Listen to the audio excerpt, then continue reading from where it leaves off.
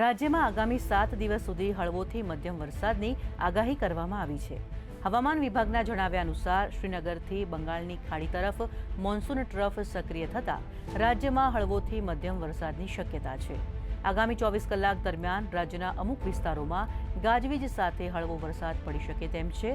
અમદાવાદમાં આજે તાપમાન 33 ડિગ્રી સેલ્સિયસ આસપાસ રહેવાની શક્યતા પણ છે।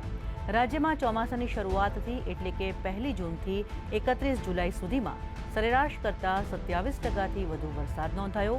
હવામાન વિભાગે આજે આસામ અને મેઘાલયમાં મુશળધાર વરસાદની આગાહી કરી। આગામી 6 થી 7 દિવસ સુધી ઉત્તર પૂર્વ ભારતમાં ભારે વરસાદ માટે ઓરેન્જ એલર્ટ જારી કર્યું। દરમિયાન આજે રાજસ્થાનમાં પણ ભારે વરસાદ માટે ઓરેન્જ એલર્ટ જારી કરવામાં આવ્યું છે। और आज के लिए एंटायर गुजरात कोस्ट के लिए फिशरमैन की वार्निंग है। और जो विंड की स्पीड होगी वो 45 से 55 और जो गस्टी विंड होगी वो 65 किलोमीटर के आसपास रहने का पूर्वानुमान है। और मैक्सिमम टेम्परेचर की बात करेंगे तो अहमदाबाद के लिए 33 डिग्री सेल्सियस मैक्सिमम टेम्परेचर का पूर्वानुमान है।